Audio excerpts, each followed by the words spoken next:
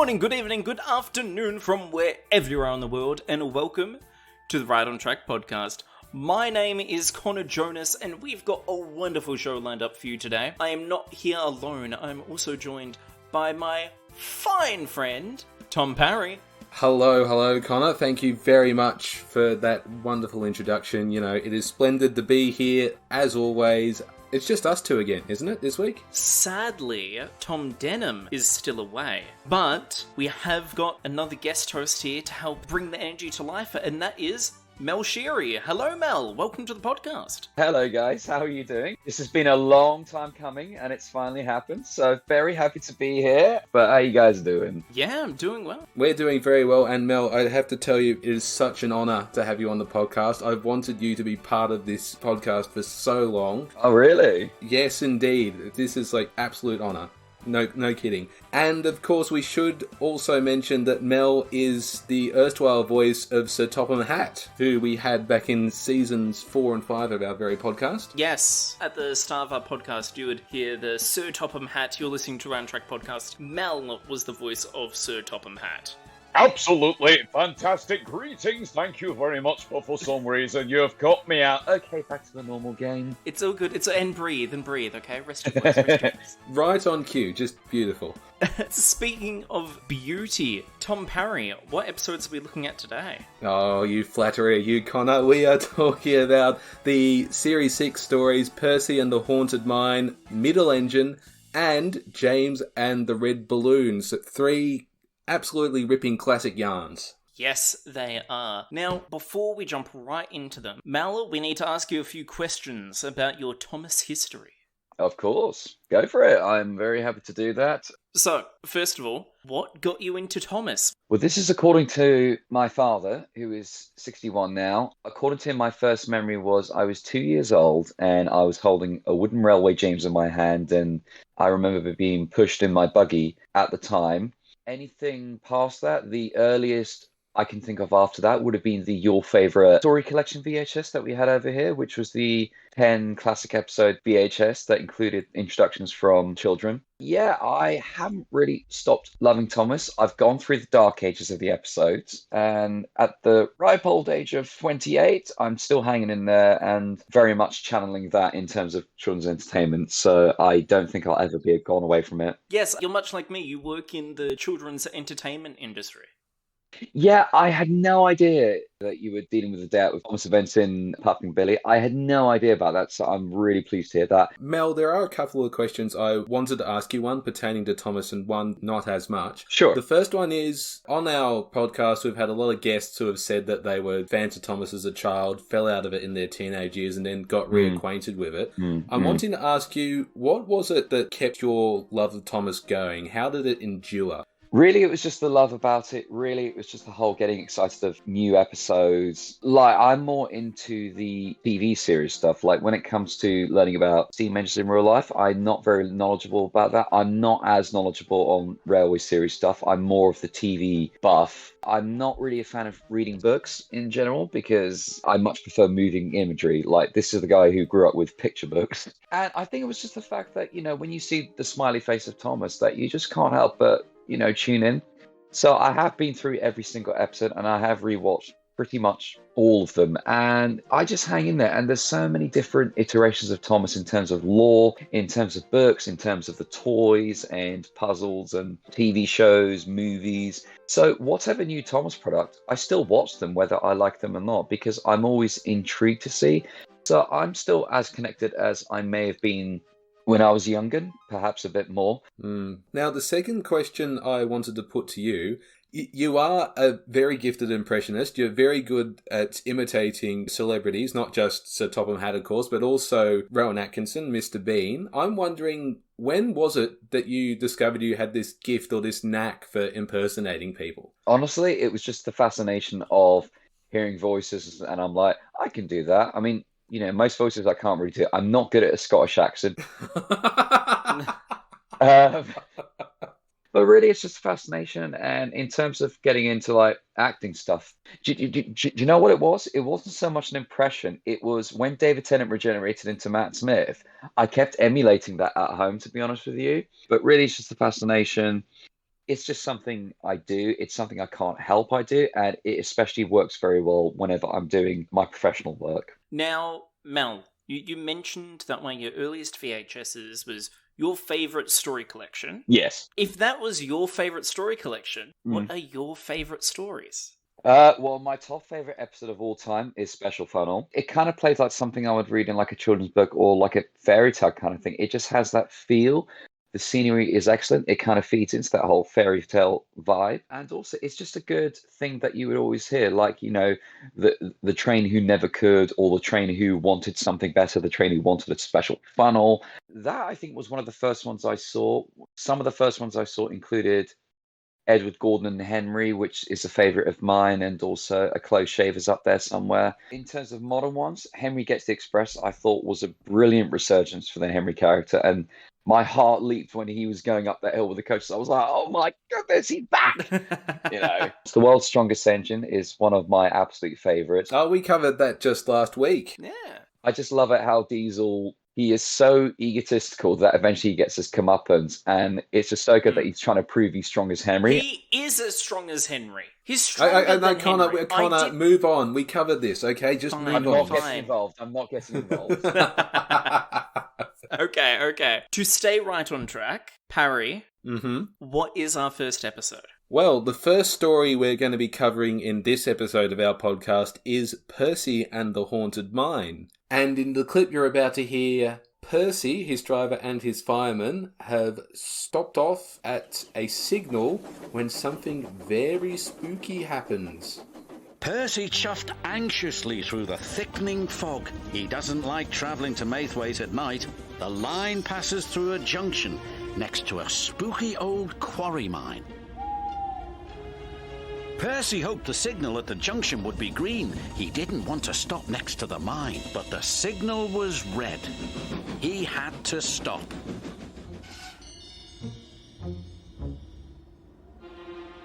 Suddenly, he saw something.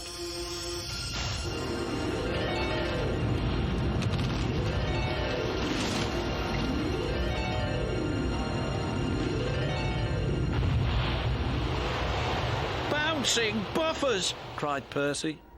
His driver hadn't seen the old chimney sink into the ground. The signal changed. Percy was so scared he steamed away as fast as he could. I adore this story, Percy and the Haunted Mine. Story by David Mitton, written by Robin Charteris, and it is filled with amazing visuals, some brilliant bits of music, and especially like prop work. Yes. It's a great story, and I love it. I think this is one of the strongest stories of all of Series 6. I don't know about the two of you, but honestly, this is just top tier. This is like an Audrey-worthy story. Just as I said in The Fogman, yeah, I think this is the kind of story that Audrey would write and he'd be very proud of. I will say, this episode has got one fatal flaw, though. Oh, okay. It renames the competition. Oh, you're referring to the station competition now. Yes, at the very start of the episode, they go the stations on the island hold the most beautiful station contest. Now, it's certainly clearer what it is, but it is by no means the best dressed station, which was the contest that appeared in Series 5 episode Bar, which also had Percy encountering some problems when helping a competition that would win a beauty contest. I think that controller might have faced legal issues over the former name, so maybe he had to do something. You know what? That might work. I'm almost certain there's bound to be a best dressed something competition out there. Well, the thing about the name change is, if you say best dressed station, you're judging it on how well dressed the station is. However, if it's a competition for the most beautiful station, then that just leaves it wide open. I mean, you could just stick a pot plant at Knapford and the judges would look at the rest of the station and go, this is really beautiful. And they'd just award Knapford the prize. I mean... Yeah, it's no effort of work going into it. So if you say best dressed, you at least have some expectation as to what you need to do in order to win the prize. Exactly. This episode goes that there's the most beautiful station, and Sir Topham wants Percy to collect some flowers and eventually garden gnomes for Lower Tidmouth Station. Now, this as a job is perfectly fine. It's just that Lower Tidmouth Station and where the trucks are at Maithwaite passes an abandoned spooky mine. Ooh. Now, I adore all the scenes when Percy's at the haunted mine because they are very reminiscent of Ghost Train. They're very atmospheric. I love it. And not just like the set decoration, but also the music and the pacing as well. It really gives you that sense of there is a haunted atmosphere. There's almost like tiptoe music that happens with it. Yes. I love it so much. But as Percy goes to the haunted mine, something magical happens. I don't know if the magical's the word. Well, I say magical for two things. One, a magic harp plays. Okay. Not just an ordinary harp, a magic harp. It is a magic harp. The actual sound effect file is titled Magic Harp. Oh, so you've been trawling the BBC's online sound library, have you, Connor? Is that I've what been you're saying? trawling all the sound libraries, okay? I found the official whistle used in Scaredy engines. I've found the official rolling train effect that they've used. Like, I've got a gold mine of sound effects at my fingers now, and I love it. But the magical harp thing that happens is that a giant brick chimney sinks into the ground, and it is a solid 20-30 feet tall, and it just sinks lower and lower as brick dust shoots out the side, the screen shakes a little bit, and Percy's rockets away. Yes. And that leads to a conversation with Donald and Douglas, who have retained their cheeky sort of Bill and Ben-esque persona from Twin Trouble, and they say it's due to the naughty gnomes. Yeah, like Mel, I can't do a very good Scottish accent, so once again we express our apologies to all Scottish people everywhere. Not for the accent, just for us in general. The naughty gnomes, we fat men with big feet, strange things happen, legendary. Steal your ears and filch your funnels. I went Irish there, but you know it works. I'll have a coffee, please. Whatever you say, Mel. But where this takes place, you may not recognise, but it is the first appearance since Series 1 of Marin Station. Marin Station, which is far away at the top of Gordon's Hill. I don't know what's happened to Marin Station since it's been in storage since Series 1, but it's now curved? It is. You know, maybe an earthquake put the whole buildings out of joints and rails and, you know. Just bent. It's near a strong gravitational field. So everything's just sort of warped around it. Oh, dear. Or anytime you see Marin Station from Series 6 onwards, you're actually looking at it from the bottom of a glass. Yeah, you can tell, listeners, that we didn't study physics at school. So I did. Oh, did you now? Oh, pity you didn't retain any of that information. But that passed. So it comes to the second night, and Percy is ordered to get trucks from the haunted mine, and as he's there, something else happens, does it not, Connor? Yes, another sinking building with the giant flywheel or cable wheel on top of it also sinks into the ground. And this time, Percy's driver and firemen see it. Yeah, so they didn't notice the big crumbling chimney that was sinking into the ground, but they did notice the slightly lighter building sink into the ground? Yeah, but it's also closer to the track. Oh, fair enough, yes. This scene, as Percy sees the flywheel, we'll say, building collapse, something else then occurs. Well, he bumps into the van and gnomes come outside and he thinks that it's the gnomes that are the cause of it and he just runs away. Percy runs away again. True. But there's a brilliant shot where Percy is running through the fog with his single headlamp on, and it's like a singular shot, but I look at it, and were it not for the colouring and the different position of the headlamp, I would believe it was from Ghost Train. Oh. Because it's so reminiscent of it, and that's one reason why I love this episode. But Percy runs away and goes to Lower Tidmouth and talks to Sir Topham. He explains that the old buildings are collapsing into empty mine shafts, that's all. I'm sorry, but would not buildings, full-scale buildings collapsing into old mine shafts near an active railway line be concerning? Why is he so calm? Well, yes, it would, provided that the railways aren't actually over the old mine shafts, then, you know.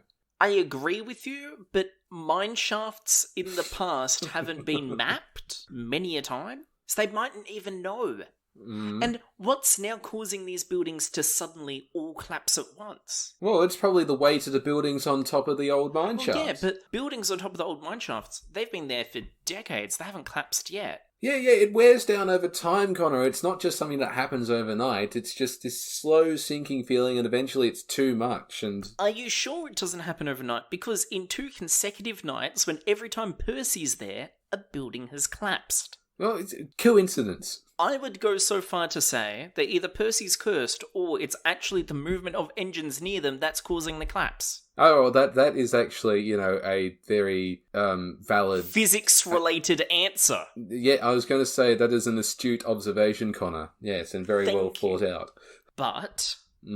apart from Sir Topham's disregard from safety, Percy then goes to collect the garden gnomes, and then Lower Tidmouth wins the competition, and the station master's like, we couldn't have done it without your garden gnomes, and then everyone's happy, the end. Mel, have you got anything further to add to our conversation? Are there any other observations you've made while watching this story? Well, it's interesting you brought up all those points, guys, because I've come to realize that in some ways Percy and the Haunted Mine is a bit of a double or triple sequel to Ghost Train and Thomas Percy and the Dragon. In some ways it's a bit of a spiritual successor to that, and as I mentioned, Percy runs away, so it's a bit of a triple sequel for me. But as a child, I never really understood the whole sinking barn or houses thing, as one of you's mentioned, so I never quite understood that, and the whole throwaway line, the old mine shafts are just collapsing, that's all. But I'm entertained by any Thomas episode. There's always like one bit of entertainment value at least, but Percy is so in character, maybe slightly regressed compared to the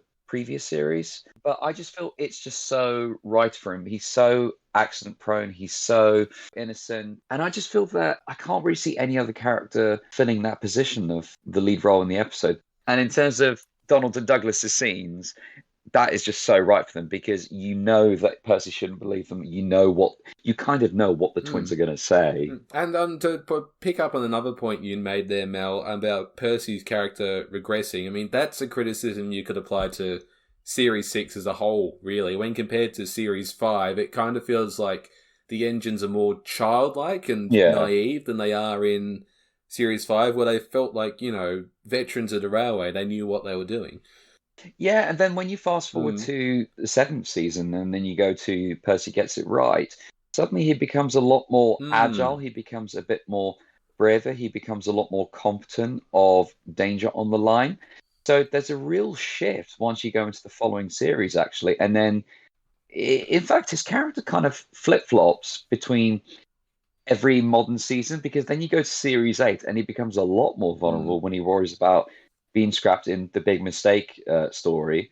And then Percy in the oil painting in 9, he becomes very bothersome over this painter. I didn't quite realise that until much recently. I'm always forgiven for stuff like that. Bit of a mishmash season by season for Percy.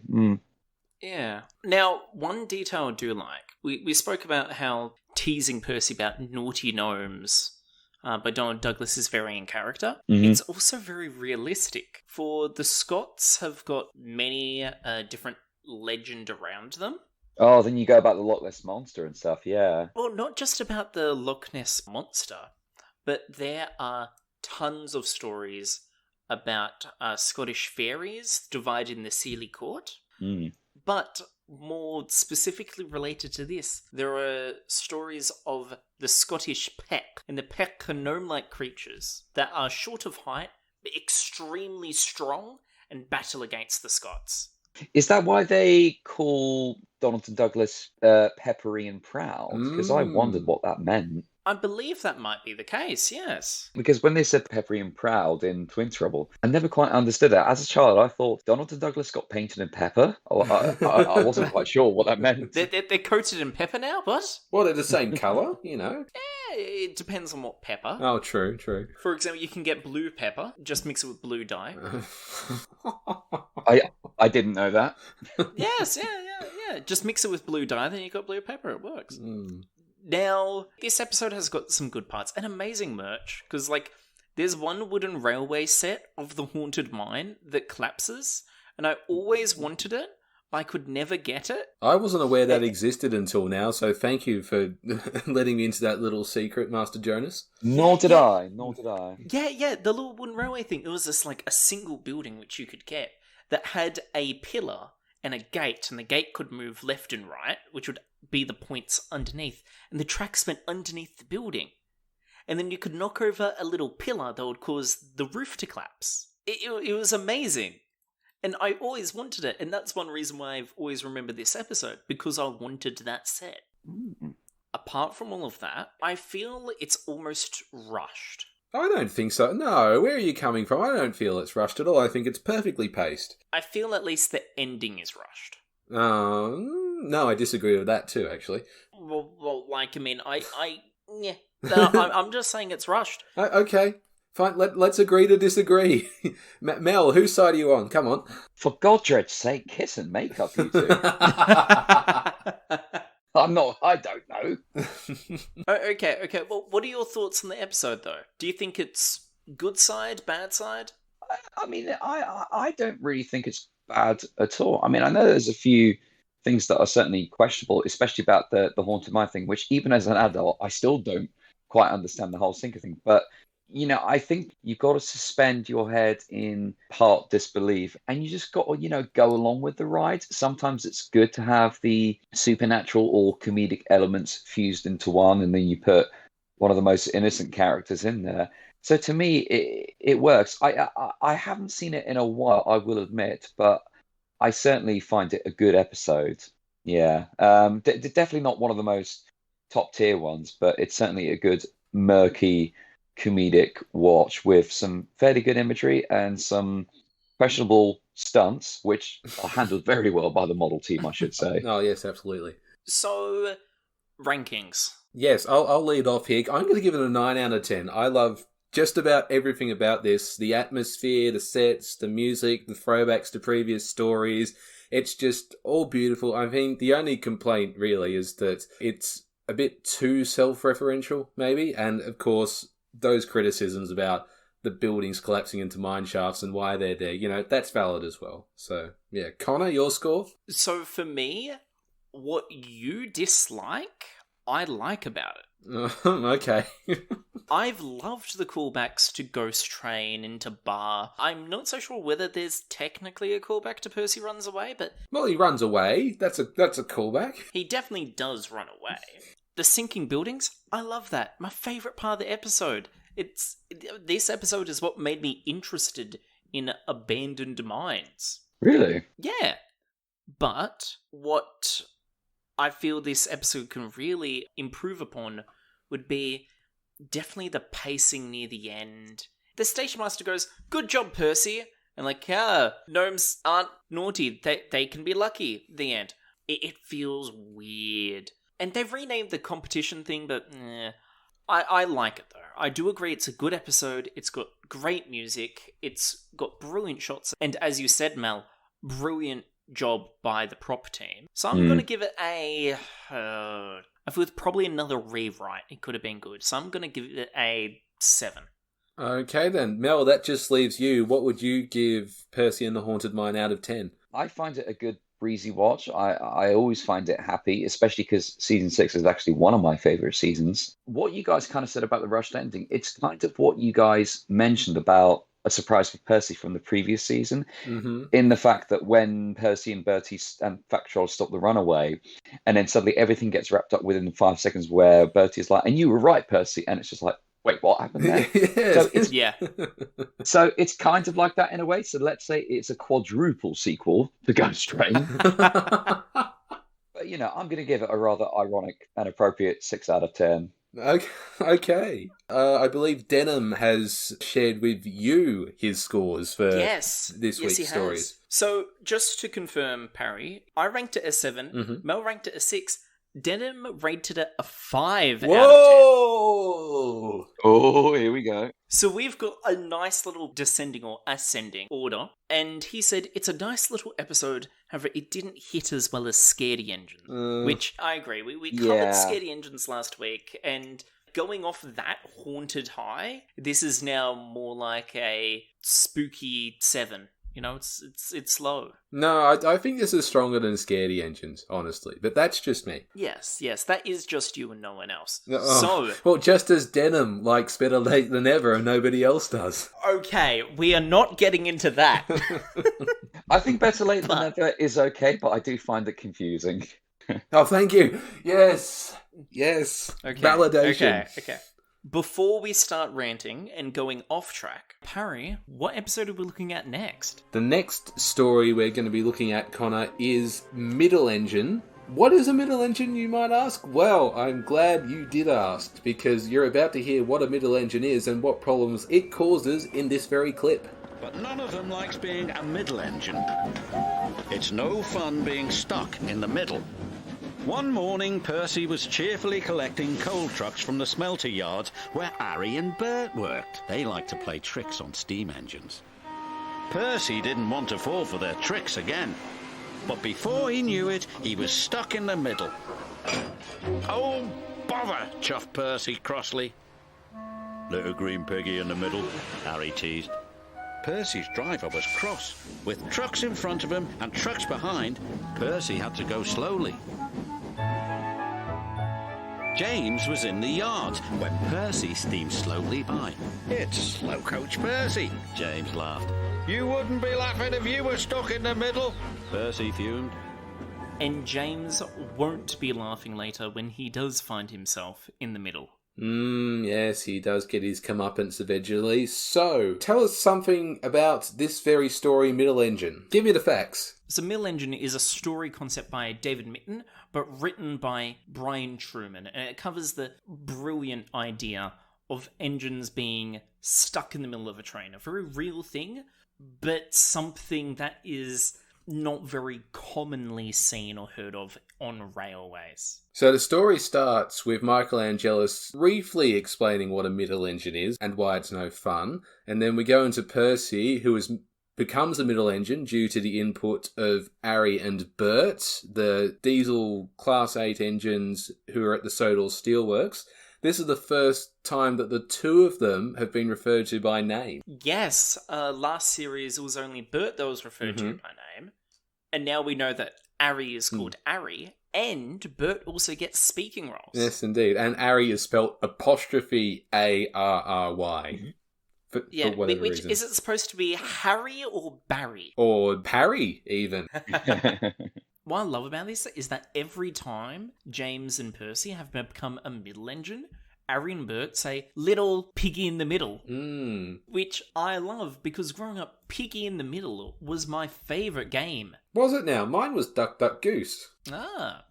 Now, for those that don't know, Piggy in the Middle is a simple game where you've got three people. Two people are throwing a ball to each other, and then one person is between them trying to grab the ball in the air as it's being thrown. And that's the game of Piggy in the Middle. It actually got banned at our primary school, believe it or not. Really? Yes, because the teachers believed that the game was endorsing bullying and ganging up. You know, I can see that.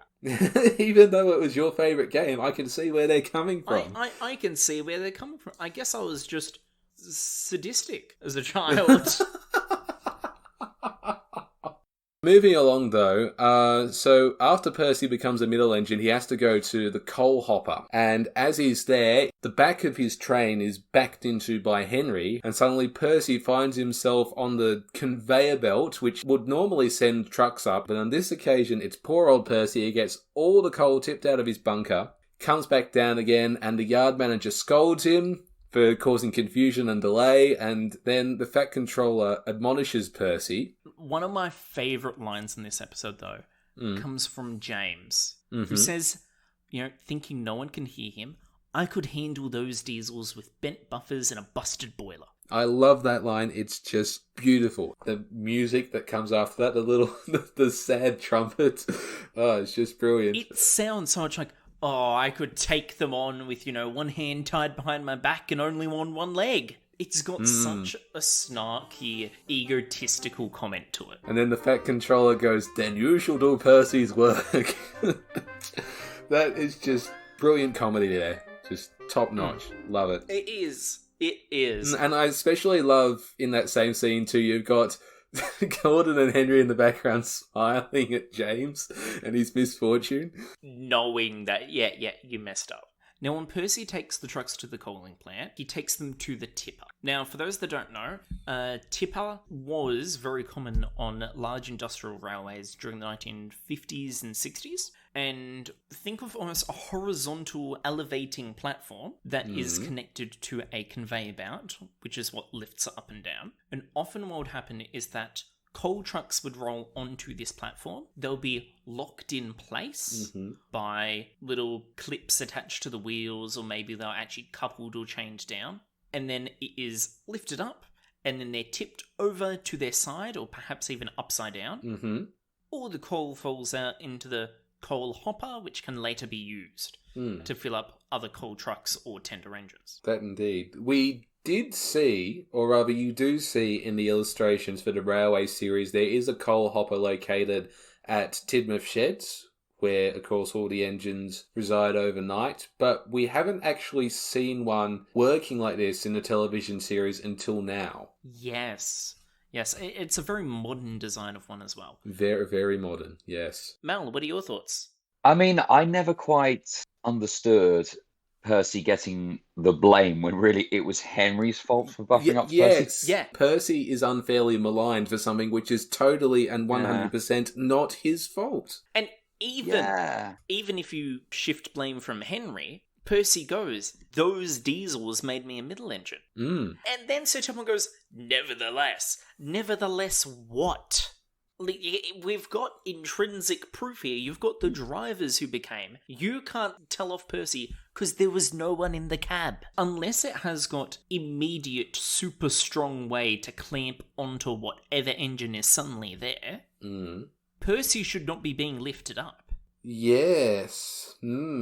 Someone needs to press a button to make it go up and down. Someone needs to tie Percy down because he has been literally lifted onto his cab. Yes, we actually do see, if you notice very, very carefully, the moment that Percy is pushed onto the little belt there and gets hoisted up, he doesn't appear to be attached to anything, and yet in the next scene we do see that his coupling joints essentially have been fastened to some kind of chain, and that's what stops him from tipping over into the coal hopper up the top there. Oh, good. That would be a much more interesting story, wouldn't it? If Percy got stuck at the top of the coal dispenser. Upside down. Yes. That they would need to rip off the top of the dispenser. Actually, They would. In fact, the dispenser itself wouldn't be able to support his weight. No, it wouldn't.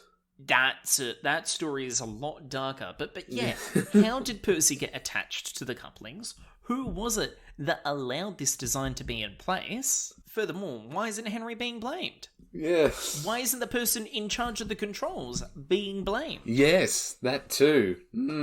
Shall we blame the signalman? Oh no, we can't really. I mean, we could, but nah. We can't blame the yard manager. We blame the controlman. Well, we could. The yard he manages the entire yard. He's responsible for everything and everyone there in that yard. So, including safety. And because we have got no one else to blame here, apart from Percy, it would have to go to the coaling plant manager.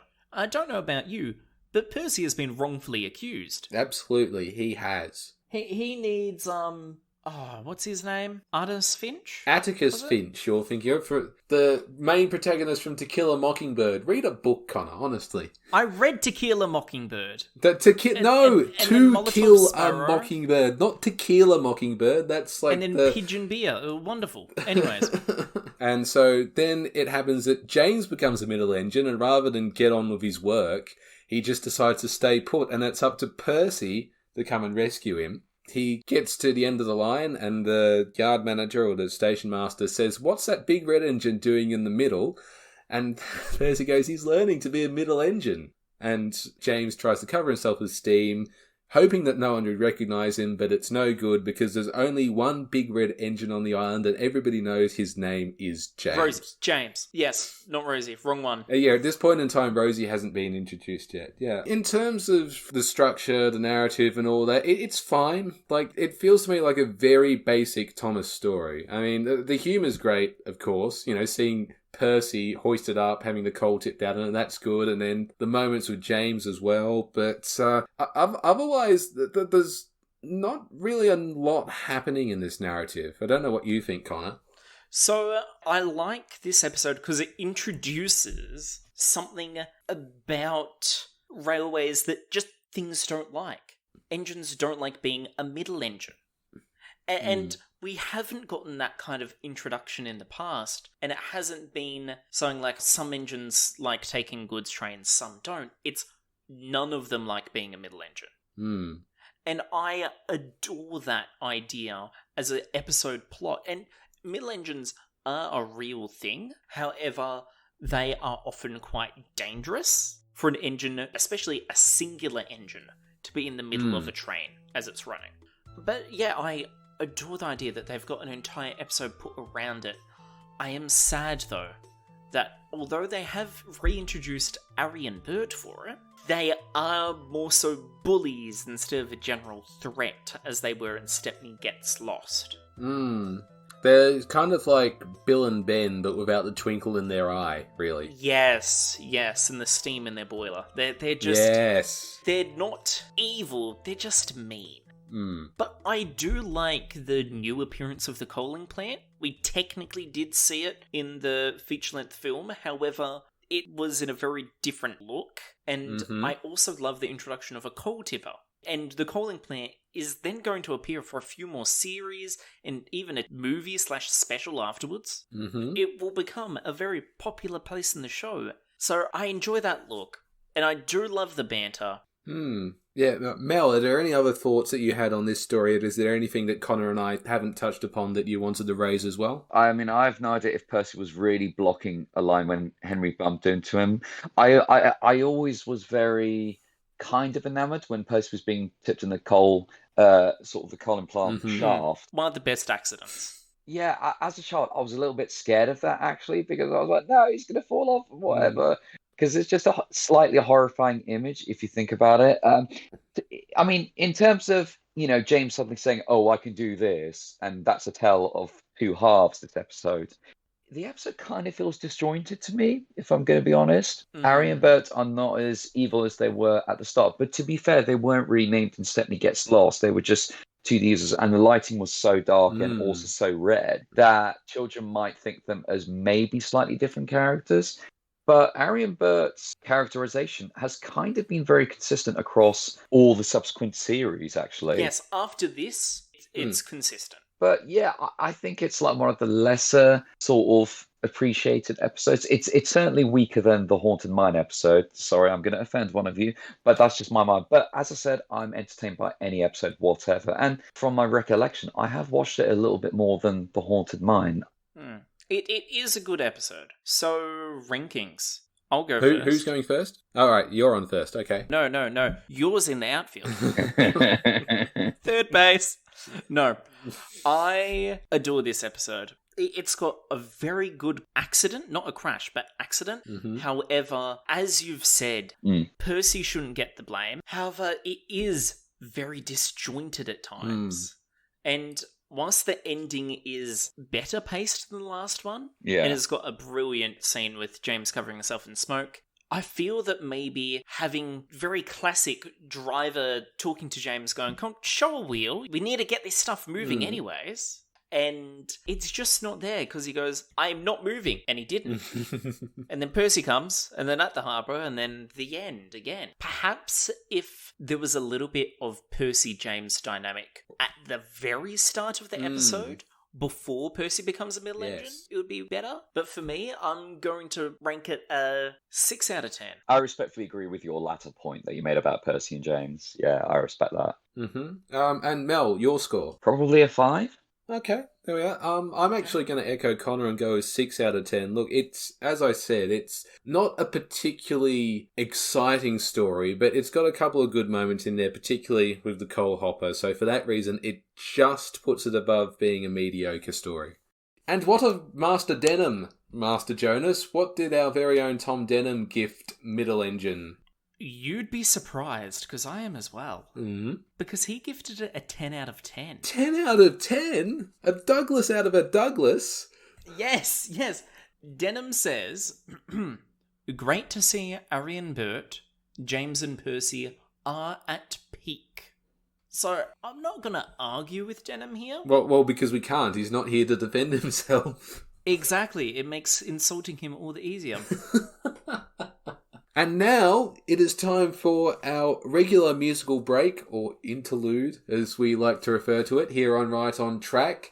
And Connor, you have chosen this week's piece of music, and I believe it works wonderfully into what we may or may not be discussing next. Yes, and we will be discussing it next, because the next song is called The Red Balloon. It is a song from the show, written by Mike O'Donnell and Junior Campbell, and it is about a red balloon. Funny that.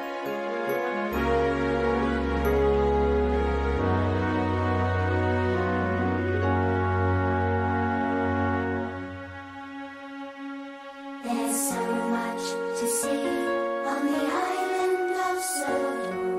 Waterfalls and windmills, valleys of green. All this and more on the island of Sodor. Colorful carpet for all to see. People happily ride round the island, flying so high in a big red balloon. From mountains high and down to the seaside, everyone wishing them will come back soon. High in the red balloon, up above, looking down on everyone, you can touch the moon. High in the red balloon, floating and spinning and climbing and rising way up high. Look, see the red balloon. Float over castles and church spires below them. Cricket being played on the quaint village green. Everyone waves at the big red balloon. Prettiest picture they've ever seen. James sees a red balloon floating high, wishing he could be like him, high in the sky. He waits where the river bends, waiting to see his friend, hoping he will come again. Wishing and hoping and waiting and dreaming of flying high. Just James and the red balloon. James and the red balloon. That was The Red Balloon, a song composed by Mike O'Donnell, of course a friend of our podcast, and Junior Campbell. You are listening to Right on Track with Parry, Connor, and our special guest, Mel Shiri, and we're heading into the final story that we'll be discussing today, which is none other than James and the Red Balloon. Connor, give us some context. What's happening in this clip? Well, in this clip here, Thomas has just delivered a brand new fancy big red balloon, not a party balloon, to Dryle Airfield. However, James has some concerns. What is that? Huffed James. A hot air balloon, said Thomas. It will take holidaymakers on rides around the island. Taking holidaymakers on rides around the island is our job, wheezed James jealously. Then, as if by magic, the hot air balloon rose silently up into the sky. What if the hot air balloon takes our passengers away? Chuffed James. What will happen to us then?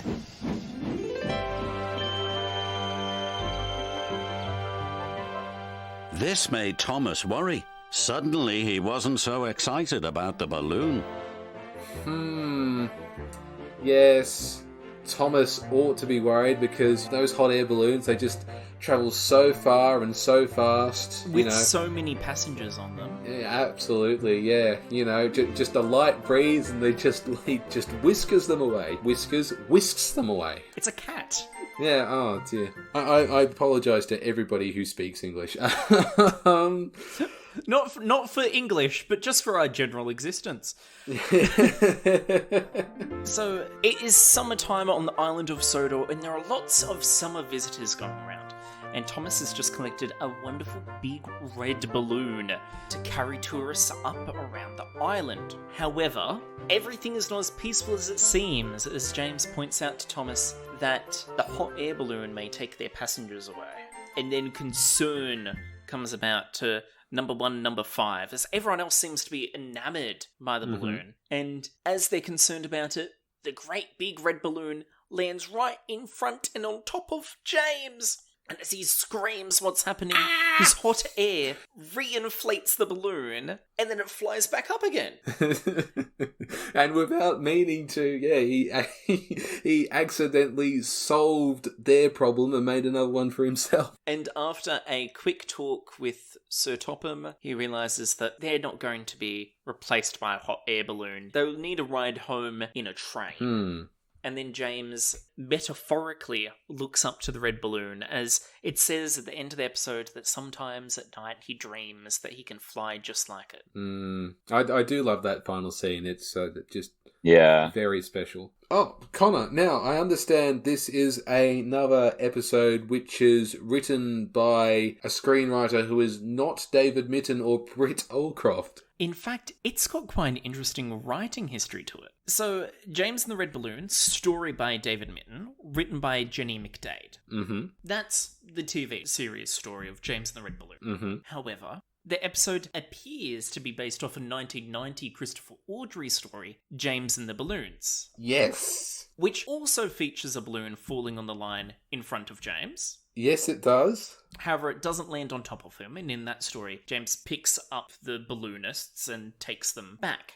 And Christopher Audrey sadly wasn't credited for it. No, well, this is one thing that perplexed me too as a child, because I actually had a copy of that very book, and I had one of those book and tape packs that the ABC would put out to encourage children to read along and things like that. And when I saw the TV episode, it immediately brought my mind back to that particular book. Well, it's in the title, isn't it? James and the Balloons. But of course, the stories are somewhat different because in James's story, it's like a hot air balloon festival, and there's one balloon in particular that falls in front of him, and it's James's job to get the balloon and its team to the finish line. Whereas in this TV story, what happens is the balloon falls in front of James, and rather than transport it back to Dry or Airfield, which would have been a nice and fitting resolution, I think, to the conflict. Wouldn't you agree, Connor? Because in the story, of course, the Fat Controller explains to James that all these hot air balloon passengers, they rely on rail transport. And I think you would have got that same moral from James simply transporting the basket and a deflated balloon back to Dry or Airfield. If you want a different branch of thinking for it, here are the engines thinking about the balloon going to take away their passengers, when all of a sudden the balloon becomes one of their passengers. Yes. And there goes their worries about needing to be worried about the balloon. But I'm afraid the story trail doesn't end there. Ooh. Because although James and the Red Balloon, story by David Mitton, written by Jenny McDade, appears to be based off the 1919 Christopher Audrey story James and the Balloons, that story itself appears to be based off a 1989 magazine story by Andrew Brenner. Oh, wow. Which is called The Balloon Race, which also has a balloon festival going and a balloon landing in front of James. Well, it's like a snake eating itself. It's just... Exactly. So, just for context, 1989, Andrew Brenner wrote a magazine story called The Balloon Race, where a balloon fell down in front of James and he took the passengers back to the balloon festival. 1990, Christopher Audrey rewrote that story in a book called James and the Balloons, where James wants to stay and watch the show, but he can't. But then he soon becomes a part of the show when the balloon lands in front of him, and he takes the balloonists and the balloon back to the show. And then he watches all of the balloons land. And that has then inspired a story here in Series 6 by David and Jenny McDade, where a balloon arrives, lands in front of and on top of James, and then James later becomes friends with the balloon. One thing I do like is that as Thomas is taking the balloon to Dryor, it explicitly goes, yeah, he's taking it to the airfield at Dryor. Yes, of course, in the original books, Dryor was located next to an airstrip. It is where Harold is based, I believe, as well. Yes, it is. And Tiger Moth. And Tiger Moth, yes. Yes, we even see him in this episode. Ah. But yeah, I do like on how they've now explicitly gone, yeah, there's an airfield here. And whilst it was obvious enough, the fact that they never addressed there being an airfield there, I feel having it said puts more concretion, if that makes sense. Yeah, so you're saying it kind of solidifies its place. Exactly. Yeah, the fact that they said this is an airfield, it's then always going to be an airfield. And it makes you wonder, like, why are they keeping up the continuity for this in particular, in spite of everything? Because as we all know from previous stories in Series 6, continuity has just completely gone out the window. Like, the engines work anywhere and everywhere that they have to, but somehow they still think it's appropriate to have an airfield situated next to Dryor. I mean, why not just go all out and put it in, say, Peel Godred or something like that? I feel the reason why would be because this is so far the only known airfield on the island until much, much later, until Cooling All Engines, where we get the Sodor Airport. Mel, what are your general thoughts on this story? Like, do you have any favourite moments? Is there anything you dislike about it? I mean, it's definitely one of the most re-watchable entries of the whole of Thomas. Oh, yes, it's always definitely. on the compilations and stuff associated with that. I've never really seen this ranked lower. I mean, it's just such an easy watch. It's a very classic adventure for James. I mean, in some ways, other episodes would kind of emulate it in the way that Engines fearing they are being replaced by something when really they're going to be running on the side of the railways, rather. I think there's an episode somewhere in one of the Big World seasons where it kind of had that. Well, it's referenced during Series 20, Hugo and the Airship, where James mentions the red balloon. And of course, an airship and a hot air balloon do share plenty of similarities. Oh, okay. Yes. I might have missed that detail. Yeah. Yeah, other than that, I mean, it's definitely something for James to get very frustrated about. They kind of didn't quite put as much vanity of James in terms of himself. But it's very well paced. Michael Angelis is especially energetic in this. He's very energetic across Series 6. Yeah, we've said in a previous episode that, this is probably Angelis at his peak. I mean, it's after this point. He winds down a little bit. Yeah, I don't know if it's the fact that, the sound engineering was very, very good for this series alone. And Michael is my narrator. He's the one I really grew up with. And even when he's not at his most peak performance, he is definitely still endearing to listen to, partly because of his gravelly sound and his uniqueness, but he's so enthusiastic in this, especially when the balloon lands and going yes, exactly. He really goes for it. Like, his lungs are so there, and it's like, wow, where did that come from? How high did he get? But no, I think it all sets up very neatly towards the end. I don't think the ending is rushed. I know we were talking about that with the previous two entries, but I think it's all nicely wrapped, and the imagery, especially at the end, James kind of dreams in a way, and you see the balloon floating away. It's like, do you know what? This Beautiful was great. shot. Yeah. So, yeah. On that note, though, I'm aware it isn't related to the story, but our musical interlude song, The Red Balloon, is of course based on this story and The Red Balloon. Well, it's based on the theme, which is used throughout the story as well, which is beautiful, by the way. I mean, music just so gentle, so soothing. It's the kind of thing you could listen to on a loop and not get tired of. I mean, like most of Mike O'Donnell and Junior Campbell's compositions, I might add, but this one particularly, I feel, fits that bill. If you were to describe this theme, would you describe it sort of as a slight string thing, or would you describe it as a waltz?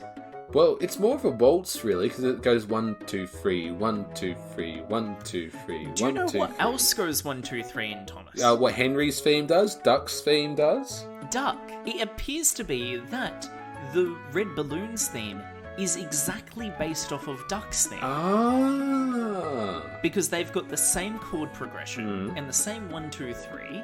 It's just that Duck's theme has got a little bit more of a higher beat to it, a little more bounce, apart from the usual light, smooth string of the balloon theme. But yes, the Red Balloon song, throughout it talks about how everyone loves the red balloon. At the very end, it goes about how James likes the red balloon and how one day he hopes that he can see his friend again. Now that implies that the balloon is sentient. Ah. And there are many sentient things on the island that don't have a face. For example, the express coaches, at least in the early series. Butch in Series 5. And on that note, we do actually see Butch in this episode as well, with his face.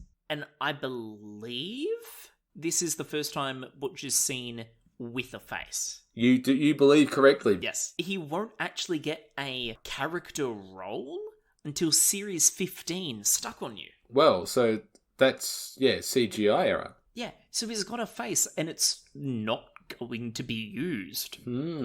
What I really love about this story is there's all these smaller moments in there that sort of deviate from the main conflict but are nonetheless much appreciated. Exactly. You've got this introduction with Percy asking Thomas about the balloon. You've got the cutaway of the balloon travelling around the island and all the engines and their reactions to it. Also, we get to see George. George the steamroller. Yes. However, I have got a little bit of an issue with George's appearance. Because when George appears, James and Thomas are at a signal box talking. This is right before the big red balloon lands on James. And they're talking about, there'll be no use for us engines. And I feel that would have been the perfect time for George to chime in and say, rotten rails. Railways are no good, turn them into roads. Exactly. And that opportunity is wasted, and it's a missed opportunity. But there are so many different characters that appear in this episode just in the background doing things, such as George, such as Stepney, who's mentioned by name. Yeah, why was it? I was always curious why he was there. But to be fair, the fan in me is just like, oh, yeah, he's mentioned by name. Yes. We love that Stepney name drop. Even the Scottish twins, which, of course, we heard in Percy and the Haunted Mine, and they have got my favourite bit of dialogue. Why, 'tis a floating basket with folk in it. Whatever will they dream of next? Our Scottish accents haven't improved, but you know. No, they never will. No. It's such a good little line. It's the kind of humour that you put in there for the adult watching it. I agree. So, ranking-wise, what are you thinking, Mel? it has to be an 8, straight in. Okay. I'm feeling a bit more generous than you. It's a beautiful episode, much better than the previous two we've covered. It's got so much love put into it. And whilst there are some parts that definitely could use some work, such as James needing a bit more vanity, or there's the missed line from George, but I feel it does so well with what it was trying to achieve. And it also mentions Stepney by name, so it's got to be a 9 from me. Oh, look, honestly, I love the story as well. It's definitely top tier. I think I love it just as much as I do Percy and the Haunted Mine, so it's going to be a 9 out of 10 from this man. From Mr. Denham, he only ranked it an 8 out of 10, much like yourself, Mel. Saying, lovely to see so much going on. The hot air balloon adds a new level to production. Yeah. And we would kind of go back to that in the following season, although probably to a lesser extent in terms of story quality. But I'm afraid that brings us to the end of episode 47 of the Right on Track podcast. Mel, is there anything that you want to promote? Yeah, so I'm at Mel Shiri on Twitter, MELSHIRI. I also have the Roll Along YouTube, which I do update every now and then. These days, I try and do a mix of content for the children and occasionally some that the older fans might want. I do have my Roll Along YouTube on Twitter at RollAlongBTON, which stands for Brighton, for those that wanted to know. And also I have Trainmaster Sussex, which is part of the nationwide sort of franchise. So, search facebook.com/Trainmaster Sussex. But other than that, if I had some closing words, I would just like to say we've been hit hard by COVID. So many have been hit hard by mental health issues. We need to keep everything together. We need to help each other. I'm going on a bit, guys, but we've got to take care of ourselves, and I wish so many realised it. So that's my message to everyone, just to be nice and to care more. A brilliant message, Mel. But we'll be back next week with more wonderful reviewing podcast madness for you to enjoy. And on that note, Parry, what are we looking up next week? Well, in episode 48, we'll be joined by another special guest, and we hope to be looking at the stories Jack Frost, Gordon Takes a Tumble, Percy's Chocolate Crunch, and Buffer Bother. Ooh, 4 episodes. That's going to be a big one. In the meantime, you can keep in contact with us via our social media. That indeed you can. We are on Facebook. You can visit facebook.com/Right on Track Thomas Podcast and give us a like. You can find our Instagram at TTTE_Right on Track. And there's Twitter as well, at On Track Thomas. Be sure to follow us there. And make sure that you check out our website at writerontrackthomas.wixsite.com/podcast. Oh, and there's email as well, Connor. Don't forget email. Do you want to say the email? Yes, I do, absolutely, because I know what it is. It is writeontrackthomas@gmail.com. I knew that. But it's been a pleasure talking to you once more. Until that time comes, I'm still Connor. I'm still Parry. And I'm still questionable. And this has been the Right on Track podcast. See you guys. Adios. You heard him.